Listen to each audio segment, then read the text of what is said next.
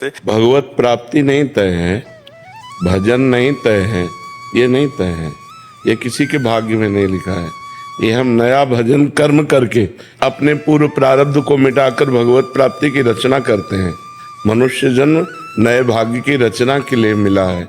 ये पूर्व कर्म के आधारित केवल पशुओं की तरह नहीं है कि पशुओं का जीवन जितना जहाँ जैसा लिखा वैसे ही होगा। मनुष्य जीवन ऐसा नहीं, हम नया कर्म कर सकते हैं। दो केवल परिणाम हम नहीं बदल सकते, आया हुआ दुख और आया हुआ सुख। पुण्य के कर्म के परिणाम से हमें सुख आएगा, पाप के कर्म परिणाम से हमें दुख आएगा। वो हम अच्छा कर्म कर रहे हैं इस समय, फिर भी हमें दुख भोगना पड़ेगा। बुरा कर्म कर रहे हैं इस समय, अगर पुण्य का चक्र आ गया तो हमको सुख भोगना है। पाप करते हुए भी वो सुख भोग रहा है, पुण्य करते हुए भी वो दुख भोग रहा है, क्योंकि उसका पाप का कर्म फल लग गया। इस समय वो पुण्य कर रहा है तो उसे दुख भोगना पड़ेगा।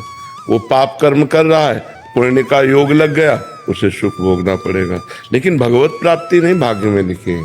इसके लिए हमको कमर कस के पूर्ण प्रयास करके साधना करनी पड़ती है। संसार के भोगों का त्याग, संसार की ममता आसक्ति का त्याग, सांसारिक वासनाओं का त्याग, खूब उपासना के द्वारा जो हमारा मन है उसे पहले डिलीट करना है। गंदी बातें जितनी भरी हैं सब हटानी है, मन को खाली करना है और उसमें भगवान का नाम, भगवान का रूप, भगवान की लीला, भगवान के गुण, भगवान के भक्तों की महिमा ये भरनी है।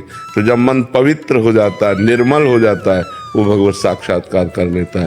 ये करना पड़ता है, ये भाग्य से नहीं होता, ये करना पड़ता है। महाराज जी कह रहे हैं कि जब प्रभु ने अपने आप से ही अपने आप का सृजन कर रहे हैं, विनाश क्या कर तुम रहे हैं, अपने को ब्रह्म मान रहे हो? नहीं मान रहे ना, तो भोगो ना। फिर कर्ता भोक्ता बन करके कर्मों का फल आपको भोगना पड़ेगा। अगर आप ब्रह्म स्वरूप में स्थित हो गए अपने स्वरूप में, तो आपका सब कर्म नष्ट हो। नाम जप से हाँ, खास बात यह है कि हमारा संसार का चिंतन छूटना चाहिए। तो जब हम नाम जप करते हैं तो संसार का चिंतन जो भरा होता है मन में वो निकलता है, और नाम जप उसमें